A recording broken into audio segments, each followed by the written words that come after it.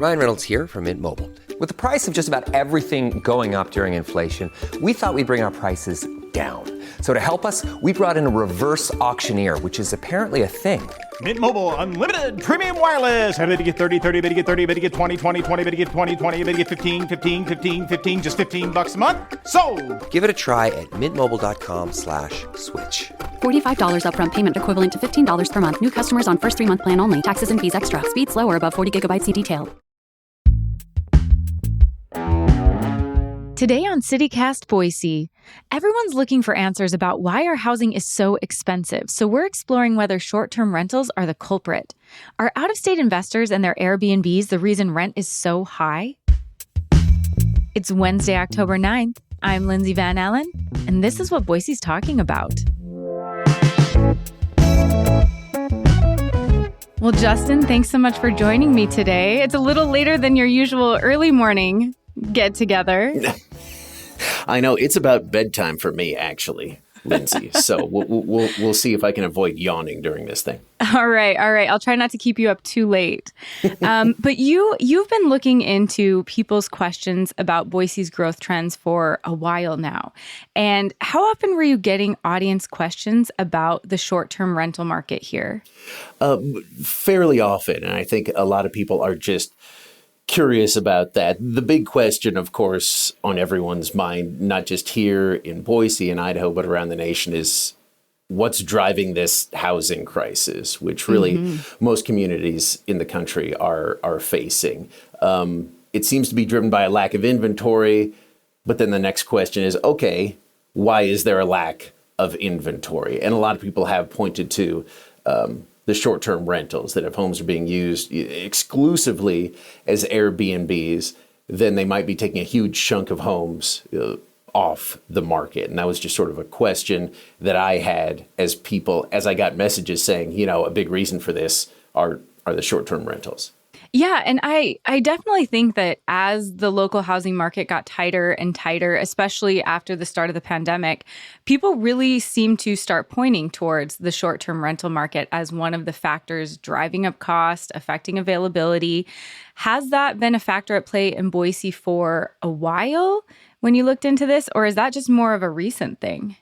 I think that short-term rentals have been around just as long as a lot of communities, but I think a lot of families, a lot of homeowners, to avoid being priced out, have started, say when they're going on vacation or something like that, putting their homes out there as a short-term rental, something like that. But it's really increased now that we've seen more homes exclusively as short-term rentals. We've really caught up as far as demand as well. Demand nationally dropping off just a bit, but where sort of local city leaders, especially here in Boise, are trying to catch up are the regulations, the ordinances, the licensing that they have. Most of those are focused on just these short-term rental operators being good neighbors, but mainly their goal from the beginning was just to get some information on these things, to understand how many there were, and just some basic demographic information on the owners and the short-term rentals themselves, because they had the same questions we all had there in Boise. It's like, is this even a problem? We don't know, so we kind of want to get the facts first. Have there been any ordinance changes, or has the Boise City Council kind of jumped on this in a way to protect the community, protect neighborhoods, make sure that this doesn't become a huge issue? Absolutely. The licensing program that they have in the city of Boise now, relatively new. They got a lot of pushback when trying to pass it in the city limits from Realtors Association, other people advocating for property rights. And the fact is, Idaho, very much a state that values property rights.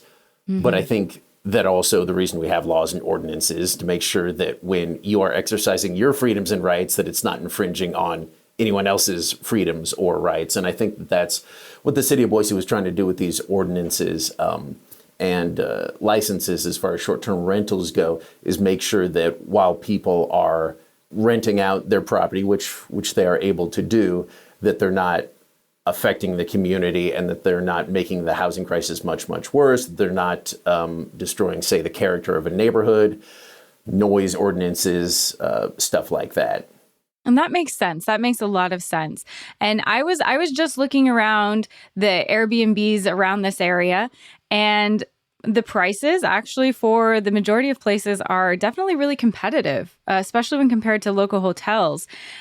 Plus, with an Airbnb, a lot of times you get additional amenities like a kitchen, multiple bedrooms, bathrooms, maybe even some outdoor space.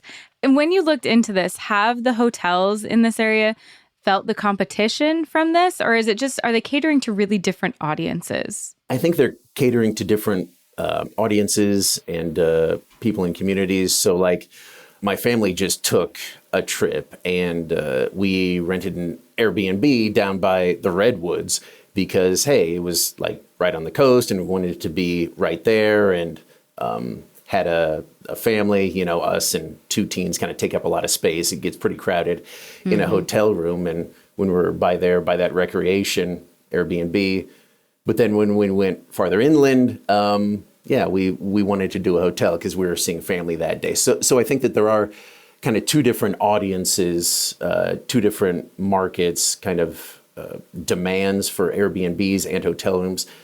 But sometimes they overlap, and I think that on some level they are both fighting for at least a segment of the same groups of people.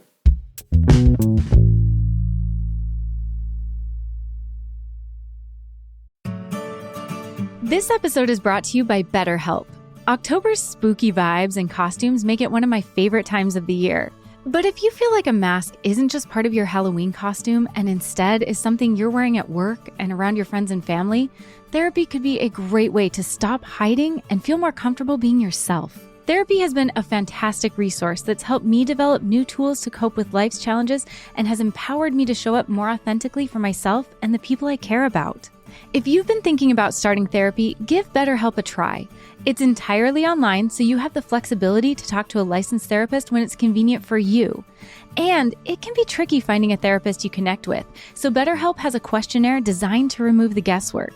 Plus, you can switch therapists at any time for no additional charge. Take off the mask with BetterHelp. Visit betterhelp.com/citycast today to get 10% off your first month. That's BetterHelp, HELP.com/citycast. Hi, this is David Plotz of CityCast. Have you thought about a gift for yourself this year? One that has the power to help you grow and learn and become a better version of yourself?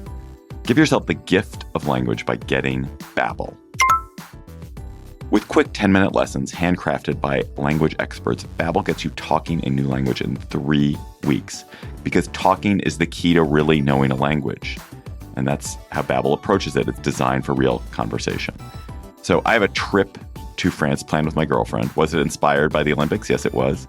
And it's given me the chance to revive my old high school French. And it's so fun to catch back up with the vocabulary I'd forgotten. To remember all the food, for example. I'm in a lesson on ingredients, so I'm going to make crepes with butter and sugar. Avec sucre et de beurre salé, on va se régaler. We're going to have a feast.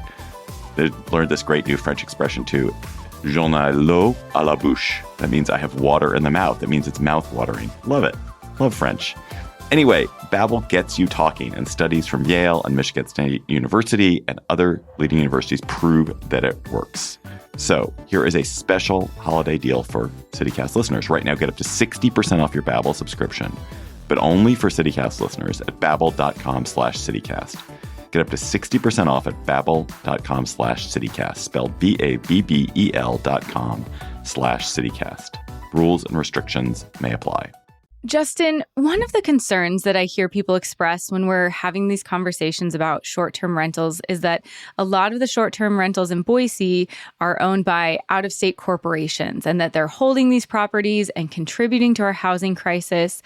Is that true? Are the majority of these short-term rentals owned by out-of-state corporations or out-of-state investors? Yeah, that's a big question, and I think an important question. That was really one of the big parts of the perception, is that there are these out-of-staters, maybe Californians. Seems like there's sort of an anti-California bias out there. I love I how don't we know all if you've say that. noticed that. Californians. Californians. Ugh.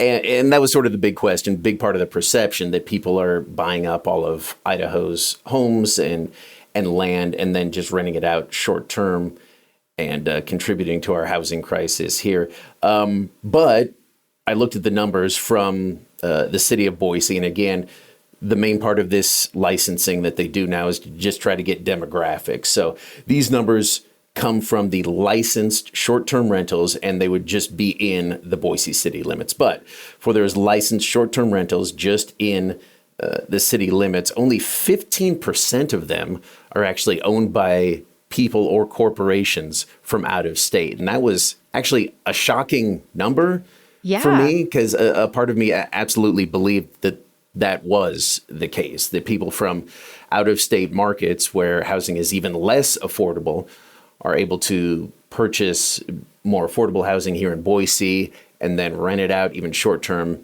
and make a big profit on it. Yeah, that's definitely what I thought too. So I'm really interested in this corporate ownership part too, because that's kind of what I've heard from people, or that, these conversations have centered around, is it's not families buying them. It's not people buying them. It's, these giant corporations that are just buying up houses and then making them short-term rental properties. Is it corporations by and large, out of state or in state, or is it people and families, or people just wanting a rental property? And again, as we said, a huge majority of these are in state. And it's an alarm being raised in communities sort of all across the country that there are huge corporations coming in, buying just a whole host of homes, renting them out, making it a profit for their investors. Now, the share of these owned by corporations is going up. But it's still at 42% right now, so less than a majority of these short-term rentals within the Boise city limits. Again, 42% owned by corporations, not just by, individuals. And that is a significant portion, though. So that's not, maybe that idea that it's being purchased by corporations, that didn't come out of thin air. There is a little bit of substance to that fear and that rumor. It's certainly not nothing. Yeah, it's nearly half. So absolutely, corporations are absolutely part of that. And when you looked into this, are the majority of the short-term rentals in Boise mostly single-family homes or like condos and apartments? Yeah, the majority absolutely single-family homes. So we're looking at 60%. Again, these licensed short-term rentals in Boise are single-family homes. Some of the other numbers, 15% condos, 10% apartments, 5% just rooms in people's homes that they're renting out as short-term rentals. And then 10%, the city said, were just miscellaneous. So goodness knows what that is. Maybe it's a car in your yard. It's like, hey, come sleep in my car. Miscellaneous. Have an adventure. Justin, do you know how many total short-term rentals are in Boise?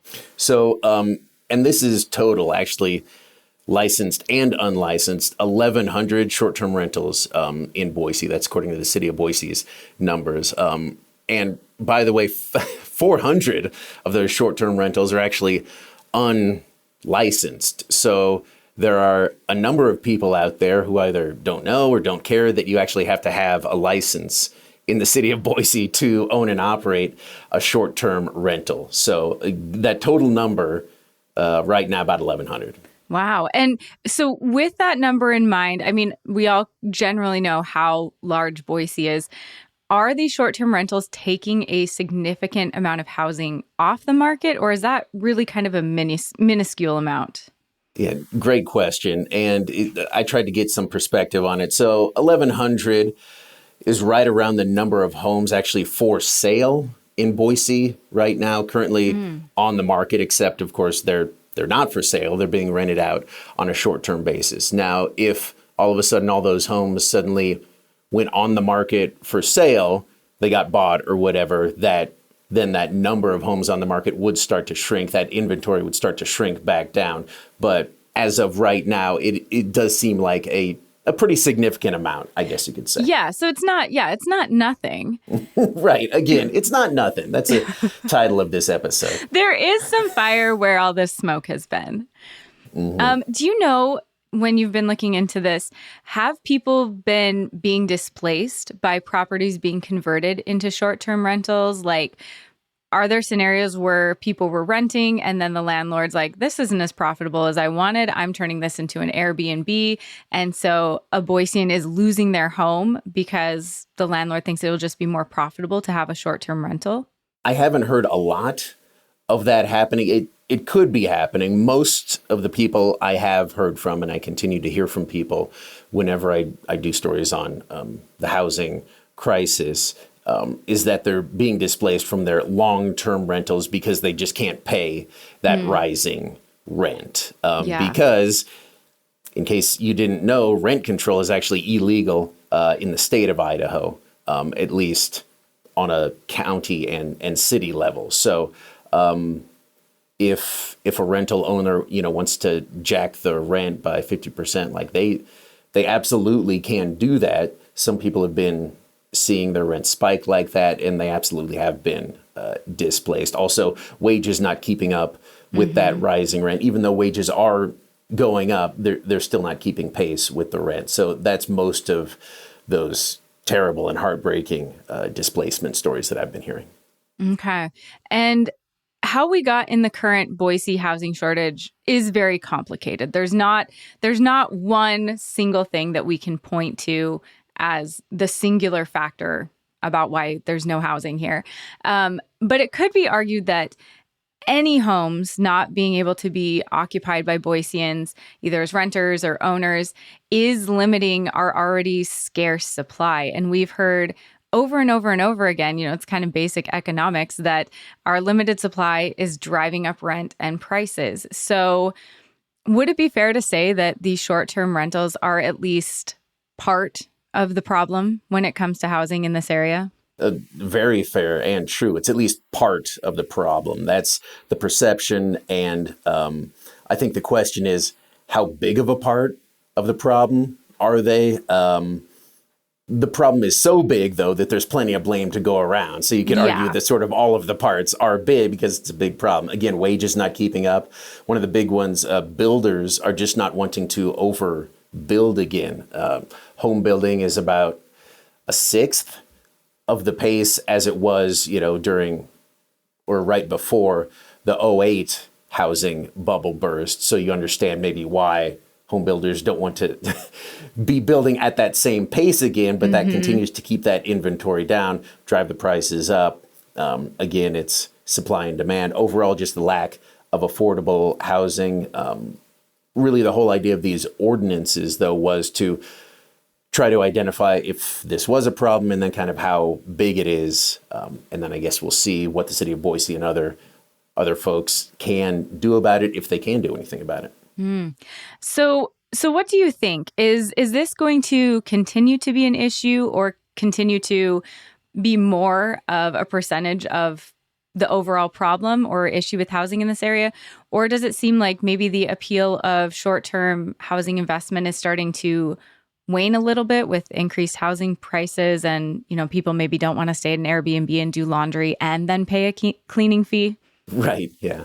I know of a couple, a family, who actually, they quit their jobs and had enough money to buy 3 homes that they were renting out as short-term rentals.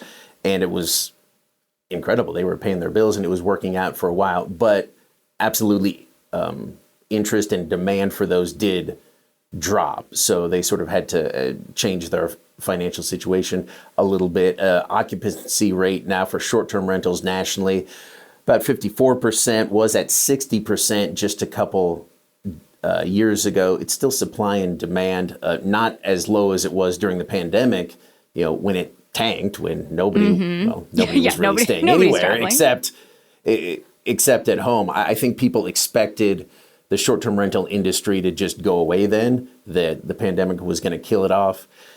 Didn't happen, but it will continue to ebb and flow. It seems like it's waning a little bit right now, but it's not ever going to go away. It's just sort of a fact of life now, and local leaders just have to figure out how to deal with it. Well, thank you so much. I know this is a really complicated issue, and I really appreciate your research into it and coming on CityCast to explain it to us. Lindsay, it was my pleasure. Yeah, hopefully you didn't hear, speaking of the complicatedness, all my notes shuffling around during the whole interview, but I appreciate you talking to me about it. What notes? What notes? This is all off the top of your head. All off the top of my head, yes. Steel trap up there.